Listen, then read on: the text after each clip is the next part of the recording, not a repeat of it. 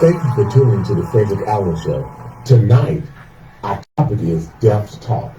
We have very special guest, which is Tony Autry, CEO of Monroe Mortuary Services, and Edney Gardner, who is a North Carolina licensed funeral director and embalmer. Stay tuned. We off to our next guest, which is Tony Autry. He's the CEO of Monroe Mortuary Services. So, Tony, could you briefly introduce yourselves, give us a little about your background? Good evening, Frederick. My name is Tony Autry. I'm a native of Anson County, class of 1987. I grew up in the Waysboro, Ansonville area. Right now, I'm helping my niece raise her 4 girls. I have 4 girls that I'm raising. And I own the funeral home there in Anson County, which is located in Polkton. Okay, the next question. So, what pursued you to go into funeral service? Well, I got started in funeral service mentally a long time ago because growing up with my mom, it seemed like she knew everyone that died. So every week we was going to a funeral. So I always wondered how it was done. You know, how did they get to point A to point B? You got this person laying here in a casket, so how did it happen? So I got involved and went to school and got my degree in mortuary science, and then from that point on, I took a liking to it. It sort of gave me a chance to help people at their lowest point in need in life.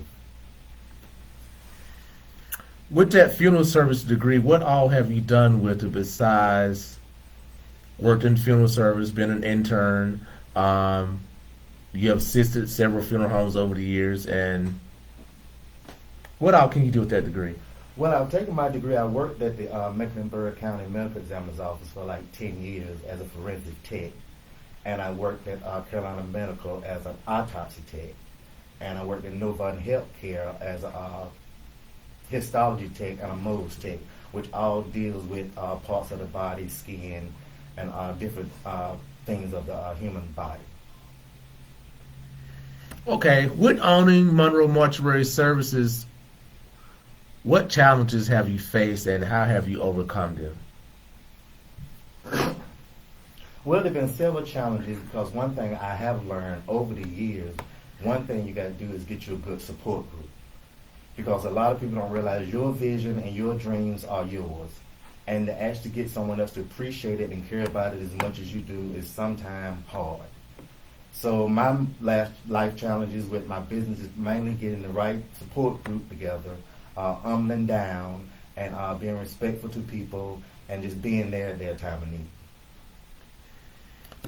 What are some of the myths? No. What do you mean by humble down? Well, sometimes you have to kind of change your ways and kind of bring things down a notch to deal with people, to deal with the public, with people in out in the public. Because when they lose someone or they're going through a loss, their attitude is different, their demeanor is different. So you have to try to approach them in a different way, and you can't rub 2 rocks together. And when you do, what are 2 rocks? What happens? You get sparks, and that leads to trouble. Well, yeah. What are some of the misconceptions about funeral service? A lot of people think in funeral service that you're making a whole lot of money. Well, we know better than that. But majority of the time, you pretty much you're giving a need, a service to the people, and a lot of times you're giving more than you're bringing in. And sometimes that kind of hurt the business sometimes, but as long as you can push forward and keep your faith, it all levels out in the end. Now, the next question I think is a real good question because you started funeral service pretty much, I think you were like 17, 18 years old, Yes. barely legal. And there was a lot of traditional ways how people ran their business and whatnot. So my next question is, how do you think technology has impacted funeral service?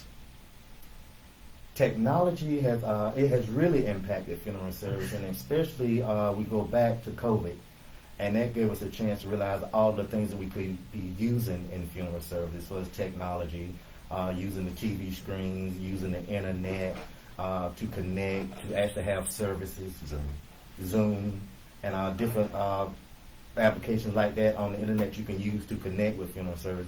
But once upon a time, before, all you had was the phone and mail. So you had to put it in the mail and wait for an answer. But now you can pretty much get an answer in 5 or 10 minutes. Okay, we had Miss Ebony on earlier, and I'm going to ask you some of the same questions Yes. that I asked her. So, why do you think we as African Americans do not prepare for death? Well, I think a lot we do not prepare for death because it's a loss. And a lot of people do not want to lose anything. So they work their way around it and get involved in other things and don't really think about that this is something that's a part of life and it's going to happen. But we don't want to think about it because we're losing something. And we know we lose something, usually it's going to hurt us. So we just go on with life and almost like ignore it like it's not going to happen. So that's when it happens, it pretty much take us down a notch. Right. So it's like, well, if I talk about it, it's going to happen to me or it's going to be happening next to somebody I know real quickly. So yes. I think that's a phobia, it's a fear. It's a fear. Okay, another thing, how do you think pastors and church leaders can help their congregations in a death crisis? Well, I think they can help them a lot by not only ministering them from the pulpit, but actually go to them in their time of need. And not before they get in a hospice situation or they on their deathbed, but minister to them and let them know there are different avenues. Because I think it goes back to the last question, we don't talk about it until it's right there in our face. Not like we don't know it's coming. So I think pastors and our churches could do a lot more as far as planning for it, make more connections, because a lot of families, they're not financially ready for death. You can plan for it, but then that don't mean you're going to be ready for it when it happens. And then if churches can have some kind of dialogue or even programs just to keep reminding people, you need to pay attention to certain things because you're going to die and you're going to need it. And most times people die, they want to go to their church to have a service. And if you don't have any connections or you're not groomed or have the proper channels, then that's another stress that you have to put up with. You're right. And that's going to go on to my next thing, which is not necessarily a question, it's a statement. But at Monroe Mortuary, we're actually going to have a seminar coming up soon, which is called Death Talk, which is a 90-minute seminar. It's open to clergy only, which are pastors and ministers, And it's a free seminar, and they will come and learn about how to help their congregants in a death crisis. They'll learn about the different types of burials, the difference between life insurance and final expense, estate planning, pre-arrangements and pre-needs, and grief support, which is support after the storm. I think the seminar is a great opportunity for also the public to engage with Monroe Mortuary Services staff one-on-one and deal with the most important moments in one's life, which is death. And again, this seminar is free of charge. Those that would like to attend, there's more information that you can find online at monroemortuary.com. And also, I will post a link in my Facebook page, those that are watching me from the live. And then lastly, I will make it available online on my professional website, which is frederickallen.live. Anything else you would like to share with the listeners? Well, I would like the listeners to know that at Monroe Mortuary, we serve everybody with dignity and integrity, and we have love for one and all, no matter how large or small. Give us a chance in your time of need. Thank you. Amen. I want to see if anybody wants to have church. Come on, clap your hands right there.